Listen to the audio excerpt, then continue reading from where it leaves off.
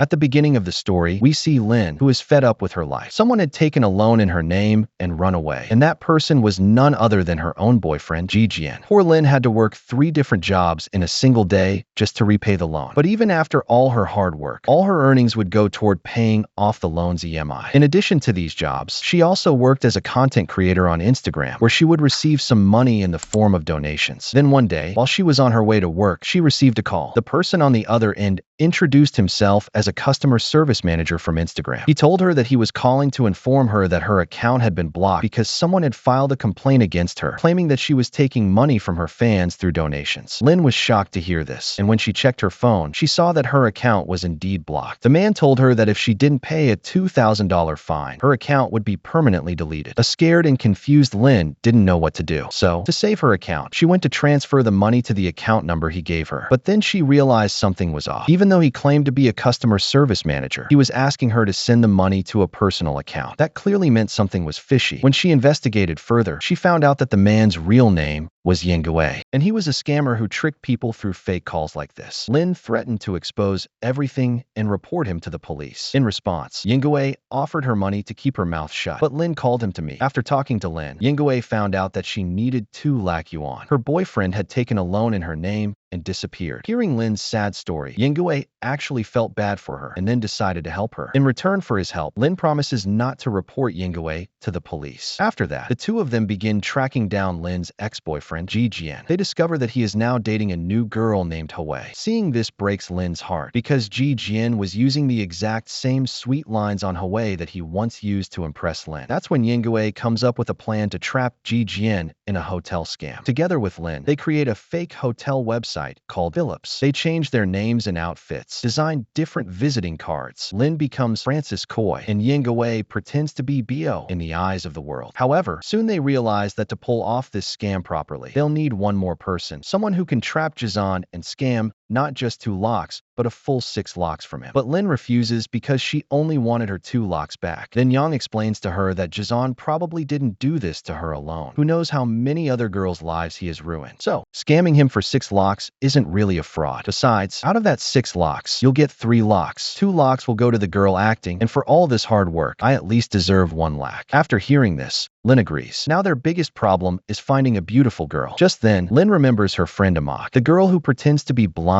and falls in front of expensive cars every day. Both of them set out to meet her. That day, Amak had just fallen in front of a Lamborghini and made good money. Seeing her acting, Yingwei was quite impressed and then explained the entire plan to her. Amak had to pretend to be a rich girl who would book a trip through Jizan's travel agency. During this, she would boast about her luxurious life in America so much that Jizan would mistake her for his next rich target and try to trap her with love, completely unaware that this time, he himself was going to be the one trapped. Now, Yang introduces Amak as the only daughter of the owner of the country's biggest company, Dong Electronics. She emails Jizan's travel agency on behalf of her boss and sets up a meeting with him. Next, we see Amak meeting Jizan at a hotel, wearing branded clothes and a fake diamond necklace. Jizan falls for her at first sight, and Amak too doesn't miss a chance to impress him. Just then, a man passing nearby trips over her feet and falls, and after that, he starts yelling and insulting her. Jizan quickly stops him and says, "Do you even realize who you're talking to? The girl sitting in front of you is none other than your boss's daughter." From a distance, Yang and Lin, who were secretly watching everything, are shocked and now fears their entire plan might be exposed. Meanwhile, Amak starts sweating in panic. She doesn't know what to say, but then she remembers she's not that bad of an actress. In fact, her dream was to win an Oscar for acting, and this was just a small role. How could she give up so easily? She turns back with a new wave of confidence and says to the man, "According to my father, if you stay calm for just 5 minutes in any situation, you can take control of everything." That's exactly what I was doing. As for the mistake, just check the footage from your fancy electric car's camera. You'll clearly see the truth. Then, using fake blood, she makes it look like she's hurt her head to gain sympathy. Finally, she presents Yang's forged identity card in front of the man and scolds him like a real boss's daughter would. The innocent man realizes his mistake and quietly walks away. Only then do Yang and Lin, watching from a distance, finally breathe a sigh of relief. Well, Well, their next task was to somehow get hold of Jizan's phone and replace the number of the Golden Sea Hotel manager, Xiaohui, with Yang's number. That way, when Jizan books a hotel room for Amak, the call would come directly to Yang. Amak cleverly asks Jizan for his phone. Lin distracts Jizan by pretending to vlog with her phone. As soon as Jizan sees Lin, he rushes over to her, trying to stop her. Yang not only unlocks Jizan's phone, but also replaces Chenghui's number with his own in the contact list. Now, when Jizan calls Chenghui to book a hotel for Amak, the call goes straight to Yang, who quickly cuts the call and replies with a text. "I'm currently on vacation. My colleague Hugh Tung will contact you instead." Later that evening, we see Lin and Yang having dinner together. During the meal, she asks him, "Why did you become a scammer?" Yang replies, "I actually wanted to be a teacher. Just a few more scams, then I'll start selling online courses." Lin responds, "I think you can become a good person." To that, Yang says, "And this is exactly why people take advantage of you." He then starts making fun of her. Lin becomes sad and says quietly, "You're right. Maybe I don't really understand people. Before I met Jizan, I used to work at a good company. But one day, my boss tried to take advantage of me. I filed a police complaint and they fired me from the job. I came here because I didn't want to become a burden on anyone. But even here, people like Jizan took advantage of me. After that, I started a social media account to spread awareness among girls like me. But instead, everyone made fun of me. Even then, I never blamed Jizan completely. I blamed myself for giving people the chance." Yang could clearly see the pain behind her words. Gently, he comforted her, saying, "None of this is your fault. It's just your bad luck that you trusted the wrong guy." Hearing this, Lin looked at him with affection in her eyes. Later that night, they went out for a long drive and had a lot of fun together. The next morning, Yang took Lin and Amak to meet his uncle, Huting. He went to Jizan's travel agency to negotiate the booking deal. There, Yang had raised the offer price from 6 lakhs to 6.5 lakhs. But Jizan found this amount too high. However, since Miss Amak had personally requested to stay at that hotel, he had no choice but to close the deal. The only condition was that Huting wanted the entire payment in cash. According to the plan, the next day Amak called Jizan and told him that her company's finance department was a bit busy, so could he make the room booking at Golden Sea Hotel by paying a small advance on her behalf. Jizan refused at first, but then Amak said, "If I give you 1 lakh in advance from my side, will that be enough?" Jizan agreed to this, but now everyone was wondering, where would they even get that from? They didn't even have a single penny. To this, Yang tells them not to worry. He pawns his car and manages to get 2 lakhs in cash. Then he gets a promissory note made, which states that the money will be deposited into Jizan's account on a specific date. Yang clicks a picture of the note, then forwards it to Jizan to gain his trust. And just like that, Jizan believes that the 2 lakhs will be credited to his advance himself, completely unaware that the moment he gives the money to Uncle Huting, Yang will call the bank and cancel the promissory note. That night, Lin, Amak, Yang, and Uncle Huting all gather to celebrate. During the celebration, Yang cheerfully says, "Once the money comes in tomorrow, party's on me at the Iron Tower restaurant." At that moment, Lin suddenly asks him, "Do you know how to break a lock?" Cut to Lin and Yang standing on the love bridge. A few years ago, Lin had come there and placed a love lock with Jizan's name. But now, she wanted to remove that. Yang tries hard to break the lock, but he isn't able to open it. Still, for Lin's sake, he scratches off the names written on it. Seeing that, Lin becomes very happy. She says, "Today marks a new chapter in my life." Just then, a photographer nearby clicks their photo and tries to sell it to them in a cute locket. The two tell him that they're not a couple. Now the next scene shows the following day. Uncle Huting arrives at Jizan's office to collect the fake hotel booking payment, but the cunning Jizan gives him only 2 lakhs instead of the promised 6 lakhs. For the remaining amount, he says he first wants to talk to Dong Xiaohui, the fake hotel manager, before completing the payment. At first, Uncle Huting considers refusing the money, but then he thinks something is better than nothing. So he takes the 2 lakhs and gives it to Yang. But Yang knows very well that getting the remaining 4 lakhs out of Jizan is nearly impossible. So he suggests to his uncle, "Why don't we split the 2 lakhs and disappear?" Meanwhile, at the Iron Tower restaurant, Amak and Lin are eagerly waiting for Yang to show up. But as hours pass, neither Yang nor Uncle Huting arrives. And that's when Lin starts to realize she's been betrayed once again. Lin quietly drops Amak off and heads straight to her room, where she breaks down in tears. Just then, Yang enters the room and says, "You know I drive really slowly, right? Maybe that's why I got late today." But Lin already had a feeling she had been deceived again. What she couldn't understand was, if Yang had already gotten the money, why did he come back at all? Then it's revealed, the real reason Yang returned